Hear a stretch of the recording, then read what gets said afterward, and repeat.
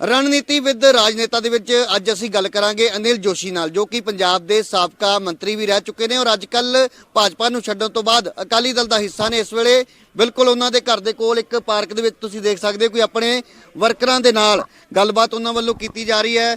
ਜਿਹੜੇ ਨਵੇਂ ਲੋਕ ਪਾਰਟੀ ਦੇ ਵਿੱਚ ਸ਼ਾਮਲ ਹੋ ਰਹੇ ਨੇ ਉਹਨਾਂ ਨੂੰ ਨਿਯੁਕਤੀ ਪੱਤਰ ਵੀ ਵੰਡੇ ਜਾ ਰਹੇ ਨੇ। ਤਾਂ ਅਨਿਲ ਜੋਸ਼ੀ ਦੇ ਨਾਲ ਅਸੀਂ ਗੱਲਬਾਤ ਕਰਾਂਗੇ ਕਿ ਆਖਿਰਕਾਰ ਕੀ ਉਹਨਾਂ ਦੀ ਰਣਨੀਤੀ ਰਹਿਣ ਵਾਲੀ ਹੈ, ਕਿਉਂਕਿ 2022 ਦੀਆਂ ਚੋਣਾਂ ਬਿਲਕੁਲ ਸਿਰ ਤੇ ਨੇ। ਤਾਂ ਪਾਰਕ ਦੇ ਵਿੱਚ ਰੌਣਕ ਤੁਸੀਂ ਦੇਖ ਸਕਦੇ ਹੋ ਕਿ ਅਕਾਲੀ ਔਰ ਜਿਹੜੇ ਬਸਪਾ ਦੇ ਨਾਲ ਸੰਬੰਧਿਤ ਵਰਕਰ ਨੇ ਉਹਨਾਂ ਦੇ ਨਾਲ ਲਗਾਤਾਰ ਉਹਨਾਂ ਵੱਲੋਂ ਬੈਠਕਾਂ ਵੀ ਕੀਤੀਆਂ ਜਾ ਰਹੀਆਂ ਨੇ। ਅਕਸਰ ਸਾਈਕਲ ਤੇ ਵੀ ਅਨਿਲ ਜੋਸ਼ੀ ਨਜ਼ਰ ਆਉਂਦੇ ਨੇ, ਆਪਣੀ ਜਿਹੜੀ ਉਹਨਾਂ ਦਾ ਹਲਕਾ ਹੈ ਉਸ ਦੇ ਵਿੱਚ ਲੋਕਾਂ ਦੇ ਨਾਲ ਵਿਚਰਦੇ ਹੋਏ। ਤਾਂ ਜੋਸ਼ੀ ਸਾਹਿਬ, ਇਸ ਪਾਰਕ ਦੇ ਵਿੱਚ ਅਸੀਂ ਬੈਠ ਕੇ ਗੱਲਬਾਤ ਕਰਾਂਗੇ।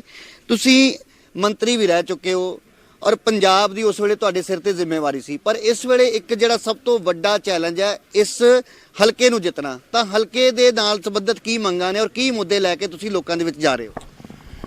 देखो 1947 ਚ ਦੇਸ਼ ਆਜ਼ਾਦ ਹੋਇਆ ਤੇ ਤਕਰੀਬਨ 75 ਸਾਲ ਹੋ ਗਏ ਆ ਇਸ ਮੁਲਕ ਨੂੰ ਆਜ਼ਾਦ। ਐਰਕੀ 75ਵੀਂ ਵਰ੍ਹੇਗੰਢ ਆਪਾਂ ਮਨਾ ਰਹੇ ਹਾਂ। ਤੁਸੀਂ ਹਲਕੇ 'ਚ ਜਾ ਕੇ ਇੱਕ ਸਵਾਲ ਕਰੋ ਇੱਕ ਬੰਦੇ ਨੂੰ ਵੀ ਮੈਨੂੰ ਪਹਿਲਾਂ ਮੇਰੀ ਕਨਸਟੀਟੂਐਂਸੀ ਦਰਬਾਰ ਸਾਹਿਬ ਦੇ ਸਾਹਮਣੇ ਵਾਲਾ ਸੀ ਪਾਸਾ, ਇਹਦੀਆਂ 2 ਕੁਆਡਾਂ ਸੀਗੀਆਂ। ਤਕਰੀਬਨ 5 ਸਾਲ ਜਿਹੜੇ ਆ ਮੈਨੂੰ ਮਿਲੇ ਇਸ ਕਨਸਟੀਟੂਐਂਸੀ ਦੇ ਵਿੱਚ ਕੰਮ ਕਰਨ ਨੂੰ। 2012 ਚ ਲੋਕਾਂ ਨੇ ਮੈਨੂੰ ਜਿਤਾਇਆ ਤੇ 2017 ਤੱਕ ਮੈਂ ਰਿਹਾ। ਇਹਨਾਂ 5 ਸਾਲਾਂ ਤੋਂ ਇਲਾਵਾ 70 ਸਾਲ ਜਿਹੜੇ ਐਮਐਲਏ ਰਹੇ, ਜਿਹੜੇ ਮੰਤਰੀ ਰਹੇ, ਉਹਨਾਂ ਦਾ ਟੋਟਲ ਨਾਂ ਲਿਖ ਕੇ ਜੋੜ ਲਾ ਕੇ ਕੰਮਾਂ ਦਾ ਤੇ ਮੇਰੇ ਕੰਮਾਂ ਦੇ ਪਾਸਕੂ ਨਹੀਂ ਬੰਦਾ। ਇਹ ਲੋਕ ਚੰਗੀ ਤਰ੍ਹਾਂ ਸਮਝਦੇ ਆ। ਮੈਂ ਇਸ ਕਨਸਟੀਟੂਐਂਸੀ ਨੂੰ, ਨਾਰਥ ਅੰਮ੍ਰਿਤਸਰ ਨੂੰ ਯੂਰਪ ਬਣਾਇਆ। ਇੱਥੇ ਲੇਜ਼ਰ ਸ਼ੋ, ਮਿਊਜ਼ੀਕਲ ਫਾਊਂਟੇਨ, ਇੱਥੇ ਬਾਗ, ਸੋਹਣੇ ਬੈਂਚਸ, ਓਪਨ 에ਅਰ ਜਿਮ ਮਸ਼ੀਨਾਂ, ਵਾਕਿੰਗ ਪਾਥ, LED ਲਾਈਟਾਂ, ਬੱਚਿਆਂ ਦੇ ਝੂਲੇ, ਇਹਦੀਆਂ ਸੜਕਾਂ end to end, wall to wall, dust free. ਇਹਦੀ ਮਕੈਨੀਕਲ ਸਵੀਪਿੰਗ ਹੁੰਦੀ ਸੀ, ਗੱਡੀਆਂ ਸਾਫ਼ ਕਰਦੀਆਂ ਸੀ। ਜਿੰਨੀਆਂ ਸਿੰਗਲ ਸੜਕਾਂ ਸੀ, ਜਿੱਥੇ ਸਕੋਪ ਸੀ, ਅਸੀਂ ਸਾਰੀਆਂ 4 ਲੇਨ ਕਰਤੀਆਂ, ਸੈਂਟਰ ਵਰਜਾਂ ਬਣਾਤੀਆਂ। ਕੰਮ ਕਰਨ ਦੇ ਬਾਵਜੂਦ ਵੀ 2017 ਦੇ ਵਿੱਚ ਲੋਕਾਂ ਨੇ ਕਿਉਂ ਤੁਹਾਨੂੰ ਵੋਟ ਨਹੀਂ ਦਿੱਤਾ, ਕਿਉਂ ਤੁਹਾਨੂੰ ਨਕਾਰ? 2-3 ਕਾਰਨ ਸੀ। ਇੱਕ ਨੋਟਬੰਦੀ ਬੜਾ ਵੱਡਾ ਕਾਰਨ ਸੀ ਉਦੋਂ। ਨੋਟਬੰਦੀ ਦੇ ਨਾਲ ਜਿਹੜਾ ਵਾ, ਇੱਕ ਨੋਟਬੰਦੀ ਹੋਈ, ਉਸ ਤੋਂ ਬਾਅਦ ਲੋਕਾਂ ਨੇ ਜਿਹੜੇ ਬੈਂਕਾਂ ਬੁੰਕਾਂ ਪੈਸੇ ਜਮ੍ਹਾਂ ਕਰਾਏ, ਇਮੀਡੀਏਟ 1 ਹਫ਼ਤਾ ਪਹਿਲਾਂ ਹੀ ਉਹਦੇ ਤੋਂ ਲੋਕਾਂ ਨੂੰ 4-4, 5-5 ਇਨਕਮ ਟੈਕਸ ਦੇ ਨੋਟਿਸ ਆ ਗਏ। ਲੋਕਾਂ ਦਾ ਗੁੱਸਾ ਸੀਗਾ ਸੈਂਟਰ ਸਰਕਾਰ ਦੇ ਖਿਲਾਫ ਜਿਹੜਾ ਸਾਡੇ ਤੇ ਨਿਕਲਿਆ। ਦੂਸਰਾ 10 ਸਾਲ ਦੀ ਐਂਟੀ ਇਨਕੰਬੈਂਸੀ ਪਾਰਟੀ ਦੇ ਖਿਲਾਫ ਸੀ। ਤੀਸਰਾ ਕੁਛ ਸਾਡੀ ਪਾਰਟੀ ਦੇ ਲੋਕਾਂ ਨੂੰ ਇਹ ਇੱਛਾ ਸੀ ਵੀ ਅਨਿਲ ਜੋਸ਼ੀ 2 ਵਾਰੀ ਜਿੱਤ ਗਿਆ, ਮੰਤਰੀ ਬਣ ਗਿਆ, ਲੋਕਲ ਗਵਰਨਮੈਂਟ ਮਿਨਿਸਟਰ ਬਣ ਗਿਆ, ਸਾਡੀ ਤੇ ਵਾਰੀ ਨਹੀਂ ਆਉਣੀ। ਹੁਣ ਜਿੰਨਾ ਸਟਰੋਂਗ ਹੋ ਗਿਆ, ਜਿੰਨਾ ਇਹਨੇ ਕੰਮ ਕਰਤਾ, ਉਹਨਾਂ ਨੇ ਮੇਰੇ ਖਿਲਾਫ ਕਾਂਗਰਸ ਨੂੰ ਵੋਟਾਂ ਭੁਗਤਾਈਆਂ। ਜਿੰਨੇ ਮਰਜ਼ੀ ਇਹ ਪਾਰਟੀ ਭਗਤ ਬਣੀ ਜਾਣ, ਇਹ ਜਿੰਨੇ ਬਿਗ ਫੇਸ ਹੈਗੇ ਨਾ ਇੱਥੇ ਬੀਜੇਪੀ ਦੇ, ਇਹ ਕਾਉਂਸਲਰ ਜਿੱਤਣ ਦੇ ਕਾਬਿਲ ਨਹੀਂ ਹੈਗੇ। ਪਰ ਇਹਨਾਂ ਨੇ ਮੈਨੂੰ ਹਰਾਉਣ ਦਾ ਪੂਰਾ ਜ਼ੋਰ ਲਾਇਆ। ਇਸ ਕਰਕੇ 2-3 ਵੱਡੇ ਕਾਰਨ ਸੀ ਜਿਹਦੇ ਕਰਕੇ ਮੇਰੀ ਹਾਰ ਹੋਈ। ਪਰ ਲੋਕਾਂ ਦੇ ਮਨਾਂ ਦੇ ਵਿੱਚ ਮੈਂ ਕਦੀ ਨਹੀਂ ਨਿਕਲਿਆ। ਮੇਰੀ ਵੋਟਾਂ 'ਚ ਹਾਰ ਹੋਈ ਪਰ ਲੋਕੀ ਮੈਨੂੰ ਦਿਲ 'ਚੋਂ ਨਹੀਂ ਕੱਢ ਪਾਏ। ਬਹੁਤ ਸਾਰੇ ਲੋਕਾਂ ਦੇ ਘਰ ਰੋਟੀ ਨਹੀਂ ਪੱਕੀ ਉਦੋਂ। ਅੱਜ ਵੀ ਤੁਸੀਂ ਪੁੱਛੋ ਜਾ ਕੇ, ਲੋਕੀ 5 ਸਾਲ ਇਹ ਪਛਤਾਵਾ ਲੋਕਾਂ ਨੂੰ ਰਿਹਾ ਕਿ ਅਨਿਲ ਜੋਸ਼ੀ ਜਿਹੜਾ ਵਾ ਹਰਿਆ। ਇਹ ਡਿਵੈਲਪਮੈਂਟ ਦੀ ਹਾਰ ਆ, ਅਨਿਲ ਜੋਸ਼ੀ ਦੀ ਹਾਰ ਨਹੀਂ। ਮੈਂ ਇਹ ਕਹੂੰਗਾ ਵੀ ਜੇ ਲੋਕੀ ਕੰਮ ਨੂੰ ਡਿਸਕਰੇਜ ਕਰਨਗੇ, ਡਿਵੈਲਪਮੈਂਟ ਨੂੰ ਡਿਸਕਰੇਜ ਕਰਨਗੇ, ਕੰਮ ਕਰਨ ਵਾਲੇ ਬੰਦੇ ਨੂੰ ਡਿਸਕਰੇਜ ਕਰਨਗੇ, ਕੋਈ ਕੰਮ ਨਹੀਂ ਕਰੂਗਾ। ਤੇ ਇਹਨਾਂ ਨੇ ਉਹੀ ਕੀਤਾ 5 ਸਾਲ।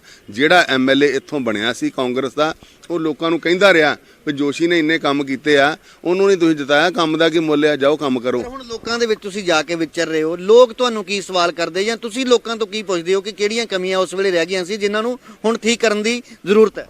ਲੋਕੀ ਆਂਦੇ ਇਹਨਾਂ ਨੇ ਬਰਬਾਦ ਕਰਤਾ ਹਲਕਾ, ਤੁਸੀਂ ਇੰਨਾ ਸੋਹਣਾ ਬਣਾਇਆ ਸੀ, ਅਸੀਂ ਪਛਤਾਉਂਦੇ ਪਏ ਆ, ਤੁਸੀਂ ਜਲਦੀ ਆਓ। ਮੈਂ ਕਿਹਾ ਵੋਟਾਂ ਦੇ ਟਾਈਮ ਸਿਰ ਹੀ ਆਉਣੀਆਂ, ਹੁਣ 2 ਮਹੀਨੇ ਰਹਿੰਦੇ ਆ। ਪਰ ਲੋਕਾਂ ਦਾ ਪਿਆਰ, ਲੋਕਾਂ ਦਾ ਆਸ਼ੀਰਵਾਦ ਅੱਜ ਮੇਰੇ ਨਾਲ ਆ।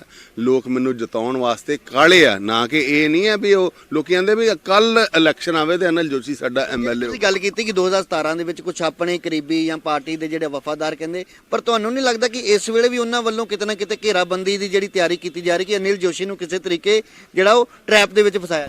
ਨਹੀਂ, ਹੁਣ ਉਹ ਇਹ ਆ ਵੀ ਬੀਜੇਪੀ ਦੀ ਜਿਹੜੀ ਵੋਟ ਉਹਨਾਂ ਦੇ ਹੱਥ 'ਚ ਸੀਗੀ, ਜਿਨ੍ਹਾਂ ਦੇ ਉੱਤੇ ਇਨਫਲੂਐਂਸ ਉਹਨਾਂ ਦਾ ਹੈ ਸੀ, ਜਾਂ ਜਿਹੜੇ ਉਹ ਲੋਕ ਸੀਗੇ, ਉਹਨਾਂ ਆਪ ਵੀ ਤਾਂ ਕੁਝ ਲੈਣਾ ਨਾ। ਹੁਣ ਮੇਰੇ ਅਗੇਂਸਟ ਨਹੀਂ ਪਾਉਣਗੇ, ਘੱਟ ਤੋਂ ਘੱਟ ਆਪ ਲੈ ਕੇ ਬਹਿ ਜਾਣਗੇ ਉਹ ਵੋਟ। ਇਹ ਵੋਟ ਹੁਣ ਬੀਜੇਪੀ ਆਪ ਖੁਦ ਲਊਗੀ। ਬਾਕੀ ਬੀਜੇਪੀ ਦੀ ਜਾਂ ਜਿਸ ਪਾਰਟੀ 'ਚ ਮੈਂ ਇੰਨਾ ਲੰਬਾ ਰਿਹਾ, ਮੇਰਾ ਪ੍ਰੇਮ ਪਿਆਰ ਵੀ ਹੈਗਾ, 80% ਵੋਟ ਉਹ 'ਚੋਂ ਮੈਨੂੰ ਪੈਣੀ ਹੈ।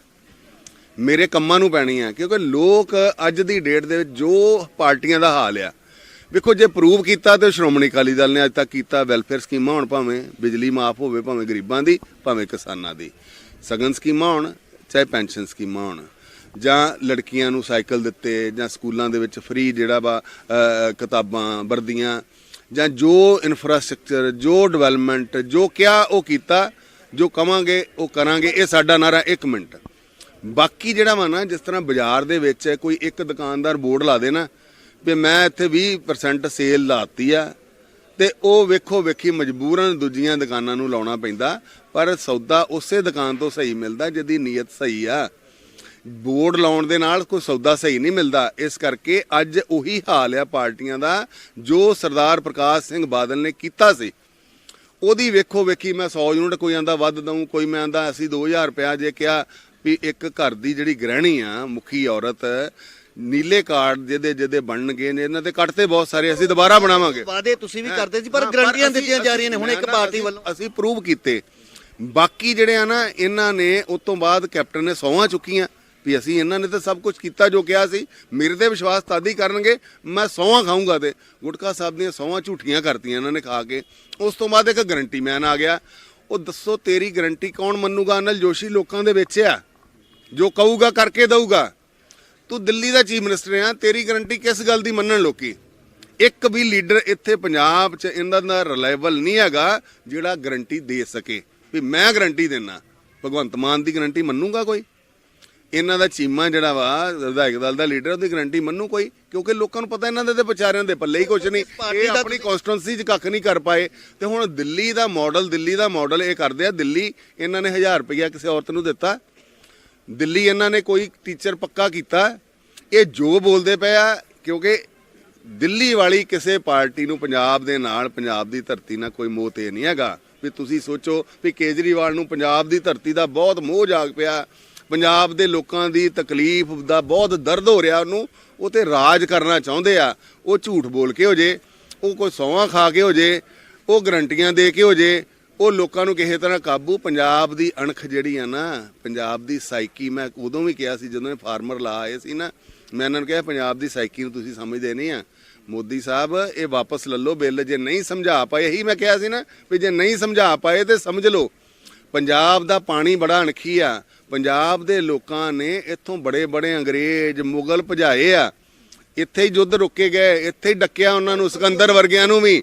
ਪਰ ਜੇ ਹੁਣ ਇਹ ਸੋਚਦੇ ਆ ਵੀ ਬਾਹਰੋਂ ਆ ਕੇ ਪੰਜਾਬ ਤੇ ਰਾਜ ਕਰ ਲਾਂਗੇ, ਤੇ ਪੰਜਾਬ ਦੇ ਲੋਕਾਂ ਦਾ ਦਿਮਾਗ ਘਟ ਗਿਆ ਕਿ ਅਣਖ ਮੁੱਕ ਗਈ। ਮੈਂ ਉਹੀ ਸਵਾਲ ਕਰਨ ਜਾ ਰਿਹਾ ਕਿ ਉਹ ਪੰਜਾਬ ਦੇ ਲੋਕਾਂ 'ਚ ਅਣਖ ਵੀ ਆ, ਪੰਜਾਬ ਦੇ ਲੋਕਾਂ ਦਾ ਦਿਮਾਗ ਵੀ ਵਧੀਆ ਵਾ, ਪੰਜਾਬ ਦੇ ਲੋਕ ਯੋਧੇ ਆ, ਇਹ ਰਾਜ ਕਰਨਾ ਜਾਣਦੇ। ਇਸ ਕਰਕੇ ਸਾਨੂੰ ਬਾਹਰੋਂ ਗਰੰਟੀਆਂ ਦੀ, ਦਿੱਲੀ ਵਾਲਿਆਂ ਦੀ ਗਰੰਟੀਆਂ ਦੀ ਲੋੜ ਨਹੀਂ। ਜਿਹੜੇ ਤੁਸੀਂ ਦਾਅਵੇ ਕਰ ਰਹੇ ਹੋ ਕਿ ਜਦੋਂ ਡਿਵੈਲਪਮੈਂਟ ਕਰਵਾਈ ਉਸ ਵੇਲੇ ਤੁਸੀਂ ਮੰਤਰੀ ਸੀ ਔਰ ਉਦੋਂ ਅਕਾਲੀ ਦਲ ਤੇ ਬੀਜੇਪੀ ਦਾ ਗੱਠਜੋੜ ਸੀ, ਪਰ ਅੱਜ ਤੁਸੀਂ ਅਕਾਲੀ ਦਲ ਦਾ ਹਿੱਸਾ ਹੋ, ਗੱਠਜੋੜ ਟੁੱਟ ਚੁੱਕਾ, ਤਾਂ ਉਹ ਲੋਕਾਂ ਨੂੰ ਕਿੱਦਾਂ ਇਹ ਗੱਲ ਸਮਝਾ ਪਾਓਗੇ ਕਿ ਅਨਿਲ ਜੋਸ਼ੀ ਨੇ ਕੰਮ ਕਰਵਾਇਆ ਸੀ ਔਰ ਅੱਗੇ ਵੀ ਕਰਵਾ ਸਕਦੇ? ਅਨਿਲ ਜੋਸ਼ੀ ਨੂੰ ਲੋਕਾਂ ਕੰਮ ਕਰਦੇ ਵੇਖਿਆ ਵਾ ਸਾਈਕਲ ਤੇ।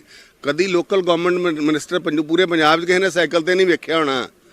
ਕਦੀ ਲੋਕਲ ਗਵਰਨਮੈਂਟ ਮਿਨਿਸਟਰ, ਕਦੀ ਕਿਸੇ ਨੇ 2-2 ਘੰਟੇ ਲੋਕਾਂ ਦੇ ਵਿੱਚ ਸੈਰ ਕਰਦਾ, ਪੈਦਲ ਫਿਰਦਾ, ਗਲੀਆਂ 'ਚ ਬੂਹੇ ਖੜਕਾ ਕੇ ਕੰਮ ਕਰਦਾ ਨਹੀਂ ਵੇਖਿਆ ਹੋਊਗਾ। ਅਨਿਲ ਜੋਸ਼ੀ ਨੂੰ ਲੋਕਾਂ ਵੇਖਿਆ, ਯਾਦ ਕਰਦੇ ਆ ਉਹ ਸਮਾਂ। ਲੋਕੀ ਜਿੱਥੇ ਮੈਂ ਜਾਣਾ ਆਉਂਦੇ ਆਓ ਜਲਦੀ ਆਓ। ਇਸ ਕਰਕੇ ਅੰਮ੍ਰਿਤਸਰ ਨਾਰਥ ਦੇ ਇੱਥੇ ਕੋਈ ਚੁਣੌਤੀ ਨਹੀਂ ਹੈ। ਲੋਕਾਂ ਦਾ ਇੱਕੋ ਮਾਨਿਆ ਕਿ ਅਨਿਲ ਜੋਸ਼ੀ ਸਾਨੂੰ ਐਮਐਲਏ ਦੇ ਰੂਪ ਚਾਹੀਦਾ। ਧੰਨਵਾਦ। ਤਾਂ ਇਹਨੇ ਅਨਿਲ ਜੋਸ਼ੀ ਜਿਨ੍ਹਾਂ ਨੇ ਹਰ ਇੱਕ ਸਵਾਲ ਦਾ ਜਵਾਬ ਜਿਹੜਾ ਬੜੀ ਬੇਬਾਕੀ ਦੇ ਨਾਲ ਦਿੱਤਾ ਔਰ ਇਹ ਵੀ ਦਾਅਵਾ ਕੀਤਾ ਕਿ 2022 ਦੇ ਵਿੱਚ ਉਹਨਾਂ ਦੇ ਹਲਕੇ ਦੇ ਲੋਕ ਇੱਕ ਵਾਰ ਫਿਰ ਉਹਨਾਂ ਨੂੰ ਮੌਕਾ ਦੇਣਗੇ। ਪਰ 2022 ਦੇ ਨਤੀਜਿਆਂ ਤੋਂ ਬਾਅਦ ਇਹ ਗੱਲ ਸਾਫ਼ ਹੋ ਪਾਏਗੀ ਕਿ ਆਖਿਰਕਾਰ ਅਨਿਲ ਜੋਸ਼ੀ ਦੇ ਇਹਨਾਂ ਦਾਅਵਿਆਂ ਦੇ ਵਿੱਚ ਕਿੰਨੀ ਸੱਚਾਈ ਹੈ। ਕੈਮਰਾਮੈਨ ਹਨੀਸ਼ ਕੁਮਾਰ ਦੇ ਨਾਲ ਰਾਜੀਵ ਸ਼ਰਮਾ, ਨਿਊਜ਼ 18 ਅੰਮ੍ਰਿਤਸਰ। ਸਤਿ ਸ਼੍ਰੀ ਅਕਾਲ ਜੀ, ਮੈਂ ਹਾਂ ਪੰਕਜ ਕਪਾਹੀ ਔਰ ਸਾਡੇ ਖਾਸ ਪ੍ਰੋਗਰਾਮ ਰਾਜਨੀਤੀ ਵਿਦ ਰਾਜਨੇਤਾ ਦੇ ਵਿੱਚ ਅੱਜ ਨੇ ਕੇਂਦਰੀ ਰਾਜ ਮੰਤਰੀ ਸੋਮ ਪ੍ਰਕਾਸ਼ ਹੋਰੀ। 2021-2020 ਬੇहद ਚੁਣੌਤੀ ਭਰਿਆ ਰਿਹਾ ਭਾਜਪਾ ਦੇ ਲਈ ਔਰ ਜਦੋਂ ਕਾਨੂੰਨ ਵਾਪਸ ਹੋ ਗਏ ਨੇ ਤਾਂ ਹੁਣ 2022 ਨੂੰ ਲੈ ਕੇ ਬੀਜੇਪੀ ਦੀ ਕੀ ਸਟ੍ਰੈਟਜੀ ਹੈ, ਗੱਲਬਾਤ ਕਰਦੇ ਹਾਂ। ਸੋਮ ਪ੍ਰਕਾਸ਼ ਜੀ, ਬਹੁਤ ਬਹੁਤ ਸਵਾਗਤ ਹੈ। ਬਹੁਤ ਮਿਹਰਬਾਨੀ ਜੀ, ਧੰਨਵਾਦ। ਸਾਡੇ ਸਰੋਤਿਆਂ ਨੂੰ ਸਤਿ ਸ੍ਰੀ ਅਕਾਲ, ਨਮਸਕਾਰ। ਇੱਕ ਸਾਲ ਤਾਂ ਬੇहद ਔਖਾ ਰਿਹਾ ਭਾਜਪਾ ਦਾ ਪੰਜਾਬ ਦੇ ਵਿੱਚ, ਪਿੰਡਾਂ 'ਚ ਵੜਨਾ ਔਖਾ ਹੋ ਗਿਆ। ਜਿੱਥੇ ਭਾਜਪਾ ਦੇ ਲੀਡਰ ਨਜ਼ਰ ਆਉਂਦੇ ਸੀਗੇ ਉੱਥੇ ਪਿੱਛੇ ਕਿਸਾਨ ਪੈ ਜਾਂਦੇ ਸੀ, ਲੋਕ ਪੈ ਜਾਂਦੇ ਸੀ। ਹੁਣ ਕਾਨੂੰਨ ਵਾਪਸ ਹੋ ਗਏ ਨੇ, ਤੁਹਾਨੂੰ ਲੱਗਦਾ ਹੈ ਕਿ ਪੰਜਾਬ 'ਚ ਭਾਜਪਾ ਦੀ ਤਸਵੀਰ ਬਦਲੇਗੀ? ਦੇਖੋ ਜਿਹੜੇ ਪਿਛਲੇ 2 ਸਾਲ ਨਿਕਲੇ ਨੇ, ਪਹਿਲੇ ਤਾਂ ਕੋਵਿਡ ਦੀ ਬਿਮਾਰੀ ਕਰਕੇ, ਮਹਾਮਾਰੀ ਕਰਕੇ ਬਹੁਤ ਵੱਡਾ ਨੁਕਸਾਨ ਹੋਇਆ, ਲੋਕਾਂ ਨਾਲ ਸੰਪਰਕ ਘਟਿਆ ਗਿਆ ਸੀ। ਉਸ ਤੋਂ ਬਾਅਦ ਕਿਸਾਨ ਸਮੱਸਿਆ ਖੜੀ ਹੋ ਗਈ, ਬਹੁਤ ਵੱਡੀ ਹੋ ਗਈ, ਵੱਡੀ ਚੁਣੌਤੀ ਸੀ ਔਰ ਪਾਰਟੀ ਨੇ ਇਹਨੂੰ ਚੁਣੌਤੀ ਦੇ ਤੌਰ ਤੇ ਲਿਆ ਸੀ। ਬੜੀ ਕੋਸ਼ਿਸ਼ ਕੀਤੀ, ਜਿਵੇਂ ਪ੍ਰਧਾਨ ਮੰਤਰੀ ਜੀ ਨੇ ਕਿਹਾ, ਅਸੀਂ ਇੱਕ ਚੰਗੇ ਕਾਨੂੰਨ ਕਿਸਾਨਾਂ ਦੇ ਭਲੇ ਲਈ ਲੈ ਕੇ ਆਂਦੇ ਸੀ, ਲੇਕਿਨ ਅਸੀਂ ਠੀਕ ਤਰ੍ਹਾਂ ਸਮਝਾ ਨਹੀਂ ਸਕੇ ਜਾਂ ਸਾਡੀ ਕੋਈ ਤਪੱਸਿਆ 'ਚ ਕਮੀ ਰਹੀ ਹੋਗੀ। ਇਸ ਕਰਕੇ ਉਹਨਾਂ ਨੇ 3 ਕਾਨੂੰਨ ਵਾਪਸ ਲੈਣ ਦਾ ਫੈਸਲਾ ਕੀਤਾ। ਇਹਦਾ ਇੱਕ ਚੰਗਾ ਮਾਹੌਲ ਬਣਿਆ, ਲੋਕਾਂ 'ਚ ਵੀ ਖੁਸ਼ੀ ਹੈ, ਲੋਕ ਇਹਨਾਂ ਦਾ ਸਵਾਗਤ ਵੀ ਕਰ ਰਹੇ ਨੇ। ਮੈਂ ਵੀ ਦੇਖਿਆ ਆਪਣੇ ਹਲਕੇ ਵਿੱਚ ਸਾਰੇ ਲੋਕਾਂ ਨੇ ਬਹੁਤ ਅੱਛਾ ਇਹਦਾ ਫੀਡਬੈਕ ਮਿਲ ਰਿਹਾ ਔਰ ਇਹ 3 ਕਾਨੂੰਨ ਵਾਪਸ ਹੋਣ ਦੇ ਨਾਲ ਭਾਰਤੀ ਜਨਤਾ ਪਾਰਟੀ ਨੇ ਦੇਖੋ ਇਲੈਕਸ਼ਨ ਤਾਂ 2022 ਦੀ ਪਹਿਲਾਂ ਵੀ ਲੜਨੀ ਸੀ, 117 ਦੀ 117 ਸੀਟਾਂ ਲੜਨ ਬਾਰੇ ਫੈਸਲਾ ਕਰ ਚੁੱਕੇ ਆ ਔਰ ਹੁਣ ਤਾਂ ਹੋਰ ਵੀ ਚੰਗਾ ਹੈ ਕਿ ਠੀਕ ਢੰਗ ਨਾਲ ਚੋਣਾਂ ਹੋਣਗੀਆਂ, ਕੋਈ ਵਾਇਲੈਂਸ ਦਾ ਝਗੜਾ ਨਹੀਂ ਜਾਂ ਕੁਝ ਨਹੀਂ ਔਰ ਠੀਕ ਢੰਗ ਨਾਲ ਪਾਰਟੀ ਬੜੇ ਜ਼ੋਰ ਨਾਲ ਆਪਣੇ ਤਾਕਤ ਨਾਲ ਇਲੈਕਸ਼ਨ ਸਟ੍ਰੈਟਜੀ ਕੁਝ ਬਦਲ ਰਹੀ ਹੋ? ਕਿਉਂਕਿ ਅਜੇ ਤੱਕ ਤਾਂ ਪ੍ਰਚਾਰ ਹੋ ਹੀ ਨਹੀਂ ਪਾ ਰਿਹਾ ਸੀ, ਹੁਣ ਤੁਹਾਨੂੰ ਲੱਗਦਾ ਕਿ ਪਿੰਡਾਂ 'ਚ ਵੜ ਪਾਓਗੇ? ਦੇਖੋ ਸਾਡੀ ਪਾਰਟੀ ਦਾ ਇੱਕ ਸਿਸਟਮ ਹੈ ਇਲੈਕਸ਼ਨ ਦਾ, ਉਹਦੇ ਵਿੱਚ ਬੂਥ ਦੀ ਰਚਨਾ, ਉਹਨੂੰ ਕਿਵੇਂ ਵੋਟਾਂ ਦੀ ਪੰਨਾ ਪ੍ਰਮੁੱਖ ਬਣਾਉਣੇ, ਉਹ ਸਾਰੀਆਂ ਮੀਟਿੰਗਾਂ ਸਾਡੀਆਂ ਚੱਲ ਰਹੀਆਂ ਸੀ। ਅੰਦਰ ਤੱਕ ਸਾਰਾ ਸਿਸਟਮ ਚੱਲ ਰਿਹਾ ਸੀ। ਪਾਰਟੀ ਨੂੰ ਮਜ਼ਬੂਤ ਕਰਨਾ ਔਰ ਵੋਟਾਂ ਪਵਾਉਣ ਦਾ ਕੰਮ ਬਹੁਤ ਵੱਡਾ ਹੁੰਦਾ, ਜਿਹੜਾ ਪਾਰਟੀ ਸਾਡਾ ਸਾਇੰਟੀਫਿਕ ਢੰਗ ਨਾਲ ਕੰਮ ਕਰਦੀ ਹੈ, ਉਹ ਕੰਮ ਚੱਲ ਰਿਹਾ ਸੀ ਔਰ ਹੁਣ ਪ੍ਰਚਾਰ ਦਾ ਕੰਮ ਜਿਹੜਾ ਹੈ ਵੱਡੇ ਲੈਵਲ ਤੇ ਸ਼ੁਰੂ ਕੀਤਾ ਜਾਏਗਾ। ਪਾਰਟੀ ਇਲੈਕਸ਼ਨ ਲੜੇਗੀ। ਇਸ ਅੰਦੋਲਨ ਨੇ ਤੁਹਾਡੇ ਪੁਰਾਣੇ ਦੋਸਤ ਤੁਹਾਡੇ ਤੋਂ ਅਲੱਗ ਹੋ ਗਏ, ਨਵੇਂ ਦੋਸਤ ਬਣ ਰਹੇ ਆ। ਕੈਪਟਨ ਅਮਰਿੰਦਰ ਸਿੰਘ ਦੇ ਨਾਲ ਅਲਾਈਅੰਸ ਕਦੋਂ ਹੋ ਰਿਹਾ? ਮੈਂ ਸਿੱਧਾ ਪੁੱਛਾਂ। ਉਹ ਜਿਹੜੇ ਪੁਰਾਣੇ ਦੋਸਤਾਂ ਦੀ ਗੱਲ ਕਰਦੇ ਹੋ, ਭਾਰਤੀ ਜਨਤਾ ਪਾਰਟੀ ਨੇ ਉਹਨਾਂ ਨੂੰ ਛੱਡਿਆ ਨਹੀਂ, ਉਹ ਆਪਣੇ ਆਪ ਛੱਡ ਕੇ ਗਏ ਨੇ। ਪਹਿਲਾਂ ਉਹ 3 ਕਾਨੂੰਨਾਂ ਦੇ ਹੱਕ 'ਚ ਬੋਲਦੇ ਸੀ, ਫਿਰ ਹੁਣ ਵਿਰੋਧ ਕਰਨਾ ਸ਼ੁਰੂ ਕਰ ਦਿੱਤਾ। ਇਹ ਯੂ ਟਰਨ ਉਹਨਾਂ ਨੇ ਲਿਆ। ਉਹਦੇ ਤੋਂ ਹਰ ਪਾਰਟੀ ਆਪਣਾ ਦੇਖਦੀ ਨੇ ਕਿੱਧਰ ਕੀ ਕਰਨਾ, ਕਿਸ ਵੇਲੇ ਕੀ ਕਰਨਾ ਔਰ ਇਸ ਗੱਲ ਦੀ ਤਕਲੀਫ ਵੀ ਆ ਕਿ ਪੁਰਾਣੇ ਸਾਥੀ ਸਾਨੂੰ ਛੱਡ ਕੇ ਗਏ ਨੇ। ਤੁਹਾਨੂੰ ਕੀ ਲੱਗਦਾ ਕਿ ਕੈਪਟਨ ਦੀ ਨਵੀਂ ਪਾਰਟੀ ਨੂੰ ਕਿੰਨੀਆਂ ਸੀਟਾਂ ਦਿੱਤੀਆਂ ਜਾ ਸਕਦੀਆਂ? ਇੱਕ ਪੰਜਾਬ ਦੀ ਫੀਡਬੈਕ ਹੁੰਦੀ ਹੈ ਕਿ ਅਸੀਂ ਇੰਨੀਆਂ ਸੀਟਾਂ ਤੇ ਇਕੱਲੇ ਲੜ ਸਕਦੇ, ਇੰਨੀਆਂ ਸੀਟਾਂ ਕੈਪਟਨ ਅਮਰਿੰਦਰ ਸਿੰਘ ਹੋਰਾਂ ਦੇ। ਇਸ ਪਿਆਜ਼ ਤੋਂ ਪਹਿਲਾਂ ਗੱਲਬਾਤ ਤੋਂ ਪਹਿਲਾਂ ਕੋਈ ਗੱਲ ਕਹਿਣੀ ਠੀਕ ਨਹੀਂ ਹੋਏਗੀ। ਇਹ ਤਾਂ ਬੈਠ ਕੇ ਫੈਸਲਾ ਹੋਏਗਾ ਗੁਣ ਦੋਸ਼ ਦੇ ਆਧਾਰ ਤੇ, ਮੈਰਿਟ ਦੇ ਹਿਸਾਬ ਨਾਲ ਕਿੱਥੇ ਕੋ ਲੜ ਸਕਦੇ ਆ, ਕਿੱਥੇ ਅਸੀਂ ਲੜਾਂਗੇ, ਕਿੱਥੇ ਸਾਨੂੰ ਫਾਇਦਾ ਹੈ, ਕਿੱਥੇ ਉਹਨਾਂ ਦੇ ਬੰਦੇ ਖੜੇ ਕਰਨ ਦਾ ਫਾਇਦਾ, ਇਹ ਪਾਰਟੀ ਬੈਠ ਕੇ ਡਿਸਾਈਡ ਕਰੇਗੀ। ਕੈਪਟਨ ਨਾਲ ਕੋਈ ਗੱਲ ਹੋਈ ਤੁਹਾਡੀ? ਮਨੋਹਰ ਲਾਲ ਖੱਟਰ ਹੋਰਾਂ ਨੂੰ ਵੀ ਪਿਛਲੇ ਦਿਨਾਂ 'ਚ ਮਿਲੇ ਸੀਗੇ ਤੁਸੀਂ, ਤੁਹਾਡੇ ਨਾਲ ਉਹਨਾਂ ਨੇ ਸੰਪਰਕ ਸਾਧਿਆ? ਦੇਖੋ ਕੈਪਟਨ ਸਾਹਿਬ ਦੇ ਨਾਲ ਮੇਰਾ ਬੜਾ ਪੁਰਾਣਾ ਸੰਬੰਧ ਹੈ, ਮੁੱਖ ਮੰਤਰੀ ਵੀ ਰਹੇ ਨੇ, ਮੈਂ ਉਦੋਂ IAS ਸੀ, ਉਹਨਾਂ ਦੇ ਨਾਲ ਕੰਮ ਬਹੁਤ ਨੇੜਿਓਂ ਕੀਤਾ। ਸੋ ਮਨੋਹਰ ਲਾਲ ਖੱਟਰ ਜੀ ਸਾਡੇ ਪਰਿਵਾਰੀ ਸੀ ਜਦੋਂ ਮੈਂ ਸਿਆਸਤ ਵਿੱਚ ਆਇਆ, ਇਸ ਕਰਕੇ ਸਾਰਿਆਂ ਨਾਲ ਬਹੁਤ ਨੇੜਤਾ ਹੈ। ਗੱਲਬਾਤ ਕਿਤੇ ਹੋ ਵੀ ਜਾਂਦੀ ਹੈ ਤਾਂ ਗੱਲਬਾਤ ਕਰਨ 'ਚ ਕੋਈ ਸਮੱਸਿਆ ਨਹੀਂ ਹੈ। ਕੈਪਟਨ ਕੱਲੇ ਨੇ ਜਾਂ ਚਰਚਾ ਤਾਂ ਇਹ ਵੀ ਹੈ ਕਿ ਸੁਖਦੇਵ ਢੀਂਡਸਾ ਹੋਰਾਂ ਦੇ ਨਾਲ ਵੀ ਭਾਜਪਾ ਨੇ ਸੰਪਰਕ ਸਾਧਿਆ ਹੋਇਆ, ਉਹ ਵੀ ਕਹਿ ਰਹੇ ਸੀਗੇ ਕਿ ਖੇਤੀ ਕਾਨੂੰਨ ਵਾਪਸ ਹੋਣਗੇ ਫਿਰ ਗੱਲਬਾਤ ਭਾਜਪਾ ਨਾਲ ਕੀਤੀ ਜਾ ਸਕਦੀ ਹੈ। ਖੇਤੀ ਕਾਨੂੰਨ ਵਾਪਸ ਹੋ ਗਏ, ਹੁਣ ਜਿਹੜਾ ਵੀ ਆਏਗਾ ਉਹਦਾ ਸਵਾਗਤ ਹੈ। ਢੀਂਡਸਾ ਹੋਰਾਂ ਨਾਲ ਤੁਹਾਡੀ ਗੱਲ ਹੋਈ ਹੈ? ਢੀਂਡਸਾ ਹੋਰਾਂ ਬਾਰੇ ਤੁਹਾਨੂੰ ਕੀ ਲੱਗਦਾ ਕਿ ਮਾਲਵੇ ਦੇ ਵਿੱਚ, ਸੰਗਰੂਰ ਦੇ ਵਿੱਚ ਉਹਨਾਂ ਦਾ ਹੋਲਡ ਹੈਗਾ, ਫਾਇਦਾ ਹੋਏਗਾ ਭਾਜਪਾ ਨੂੰ? ਸਾਰਾ ਗੱਲ ਜਿਹੜਾ ਫੈਸਲਾ ਹੈ ਇਹ ਪਾਰਟੀ ਲੈਵਲ ਤੇ ਪਾਰਟੀ ਨੇ ਕਰਨਾ, ਪਾਰਲੀਮੈਂਟਰੀ ਬੋਰਡ ਜਾਂ JP ਨੱਡਾ ਜੀ, ਅਮਿਤ ਸ਼ਾਹ ਜੀ ਨੇ ਕਰਨੇ ਫੈਸਲੇ। ਇਹਦੇ ਵਿੱਚ ਮੈਂ ਇੰਡੀਵਿਜੂਅਲ ਰਾਏ ਕੋਈ ਦੇ ਨਹੀਂ ਸਕਦਾ, ਪਰ ਜਿੱਦਾਂ ਦੇ ਹਾਲਾਤ ਦੇ ਮੁਤਾਬਕ ਜਿਹਨਾਂ ਵੀ ਪਾਰਟੀ, ਜਿਹੜੀ ਪਾਰਟੀ ਸਾਡੇ ਵਿਚਾਰਧਾਰਾ ਵਿੱਚ ਯਕੀਨ ਰੱਖਦੀ ਹੋਏਗੀ ਔਰ ਜਿਹੜੀ ਪਾਰਟੀ ਦੀ ਸਾਡੇ ਮੁਤਾਬਕ ਚੱਲਦੀ ਹੈ ਉਹਦੇ ਮੁਤਾਬਕ ਸਾਨੂੰ ਫੈਸਲਾ ਕਰਨਾ। ਢੀਂਡਸਾ ਹੋਰਾਂ ਨਾਲ ਕੋਈ ਗੱਲ ਹੋਈ? ਢੀਂਡਸਾ ਸਾਹਿਬ ਮੇਲ ਮਿਲਾਪ ਤਾਂ ਹੁੰਦਾ ਹੀ ਹੈ, ਕਿ ਅੱਛੀ ਗੱਲ ਹੈ। ਤੁਸੀਂ ਕਿਹਾ ਇੱਕ ਦੁਸ਼ਯੰਤ ਗੌਤਮ ਹੋਰਾਂ ਦੀ ਵੀ ਸਟੇਟਮੈਂਟ ਆਈ ਸੀਗੀ ਕਿ ਹੁਣ ਅਕਾਲੀ ਦਲ ਨੇ ਅਲਾਈਅੰਸ ਕਰਨਾ ਹੈ ਤਾਂ ਫਿਰ ਛੋਟੇ ਭਰਾ ਦੀ ਭੂਮਿਕਾ ਦੇ ਵਿੱਚ ਆਵੇ। ਅਕਾਲੀ ਦਲ ਨਾਲ ਚੋਣਾਂ ਤੋਂ ਪਹਿਲਾਂ ਜਾਂ ਚੋਣਾਂ ਤੋਂ ਬਾਅਦ ਅਲਾਈਅੰਸ ਹੋ ਸਕਦਾ ਦੁਬਾਰਾ, ਕਿਉਂਕਿ ਹੁਣ ਤਾਂ ਕਾਨੂੰਨ ਵਾਪਸ ਹੋ ਗਏ, ਕਾਨੂੰਨਾਂ ਕਰਕੇ ਉਹਨਾਂ ਨੇ ਅਲਾਈਅੰਸ ਤੋੜਿਆ ਸੀ। ਕਾਨੂੰਨ ਵਾਪਸ ਹੋਏ ਤਾਂ ਤੁਹਾਨੂੰ ਲੱਗਦਾ ਹੈ ਕਿ ਅਕਾਲੀ ਦਲ ਦੇ ਨਾਲ ਫਿਰ ਭਾਜਪਾ ਜਾਏਗੀ ਜਾਂ ਭਾਜਪਾ ਨਾਲ ਅਕਾਲੀ ਦਲ ਜਾਏਗਾ? ਦੇਖੋ ਅਕਾਲੀ ਦਲ ਦੇ ਜਿੱਧਰ ਵੀ ਜਾਣਾ ਹੈ, ਅਕਾਲੀ ਦਲ ਦਾ ਫੈਸਲਾ ਹੈ ਉਹ ਕਿਹਦੇ ਨਾਲ ਉਹਨਾਂ ਨੂੰ ਚੱਲਣਾ ਹੈ। ਔਰ ਭਾਰਤੀ ਜਨਤਾ ਪਾਰਟੀ ਸ਼੍ਰੋਮਣੀ ਅਕਾਲੀ ਦਲ ਦੇ ਨਾਲ ਚੱਲੇਗੀ ਜਾਂ ਨਹੀਂ ਚੱਲੇਗੀ, ਇਹ ਤਾਂ ਦੇਖੋ ਉਹਨਾਂ ਨੇ ਫੈਸਲਾ ਕਰਕੇ ਸਾਨੂੰ ਛੱਡ ਕੇ ਆਪ ਹੀ ਗਏ ਨੇ। ਉਹਦੇ ਮੁਤਾਬਕ ਤਾਂ ਹੁਣ ਪਾਰਟੀ ਨੇ ਦੇਖਣਾ ਹੈ, ਉਹਦੇ ਮੁਤਾਬਕ ਜੋ ਵੀ ਹੋਏਗਾ ਉਹ। ਤੁਸੀਂ ਆਫਰ ਦਿਓਗੇ ਅਕਾਲੀ ਦਲ ਨੂੰ ਕਿ ਵਾਪਸ ਆਣਾ ਚਾਹੋ ਤਾਂ ਆ ਸਕਦੇ ਹੋ? ਭਾਜਪਾ ਆਫਰ ਦੇਗੀ? ਇਹ ਭਾਜਪਾ ਦੀ ਆਫਰ ਕਰਨ ਦੀ ਲੋੜ ਨਹੀਂ ਹੈ। ਭਾਜਪਾ ਤਾਂ ਆਲਰੇਡੀ ਸਾਡਾ ਸਟੈਂਡ ਬੜਾ ਕਲੀਅਰ ਹੈ ਵੀ ਅਕਾਲੀ ਦਲ ਸਾਨੂੰ ਛੱਡ ਕੇ ਗਿਆ ਹੈ। ਸੋ ਜੋ ਦੂਜੀਆਂ ਪਾਰਟੀਆਂ ਜੇ ਕੋਈ ਸਾਡੇ ਨਾਲ ਲੜਨਾ ਚਾਹਦੀਆਂ ਉਹਨਾਂ ਦਾ ਸਵਾਗਤ ਹੈ। ਕੀ ਸੋਮ ਪ੍ਰਕਾਸ਼ ਇਲੈਕਸ਼ਨ ਲੜਨਗੇ? ਕੀ ਤੁਸੀਂ ਇਲੈਕਸ਼ਨ ਲੜੋਗੇ? ਨਹੀਂ, ਮੈਂ ਇਲੈਕਸ਼ਨ ਤਾਂ ਸਾਹਮਣੇ ਹੀ ਹੈ ਜੀ।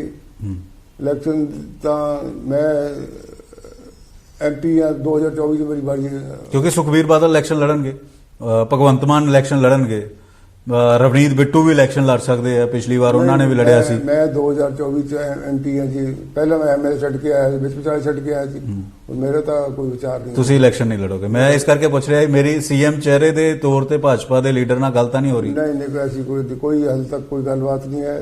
ਜੋ ਮੈਂ ਤਾਂ ਐਮਪੀ ਦੇ ਤੌਰ ਤੇ ਖੁਸ਼ ਹਾਂ। ਇੱਥੇ ਮੋਦੀ ਸਾਹਿਬ ਦੀ ਕੈਬਨਿਟ ਚ ਮੰਤਰੀ ਹੋਣਾ ਆਪਣੇ ਆਪ ਚ ਬਹੁਤ ਫਖਰ ਵਾਲੀ ਗੱਲ ਹੈ। ਸੋ ਮੈਨੂੰ ਇਸ ਤੋਂ ਬਹੁਤ ਖੁਸ਼ੀ ਹੈ, ਮੈਂ ਇੱਥੇ ਹਾਂ। ਤਾਂ ਕਿਸ ਤਰੀਕੇ ਦੀ ਭਾਜਪਾ ਦੀ ਤਿਆਰੀ ਹੈ ਔਰ ਕਿਸ ਤਰੀਕੇ ਦੇ ਨਾਲ ਖੇਤੀ ਕਾਨੂੰਨ ਵਾਪਸ ਲੈਣ ਤੋਂ ਬਾਅਦ ਸਟ੍ਰੈਟਜੀ ਬਦਲੀ ਹੈ, ਤੁਹਾਨੂੰ ਸਾਡਾ ਪ੍ਰੋਗਰਾਮ ਕਿਹੋ ਜਿਹਾ ਲੱਗਾ ਜ਼ਰੂਰ ਫੀਡਬੈਕ ਦਿਓ। ਨਿਊਜ਼ 18 ਪੰਜਾਬ ਤੇ ਖਬਰਾਂ ਦਾ ਸਿਲਸਿਲਾ ਲਗਾਤਾਰ ਜਾਰੀ ਹੈ। ਫਿਲਹਾਲ ਮੈਨੂੰ ਤੇ ਮੇਰੇ ਕੈਮਰਾਮੈਨ ਨੂੰ ਦਿਓ ਇਜਾਜ਼ਤ। ਧੰਨਵਾਦ।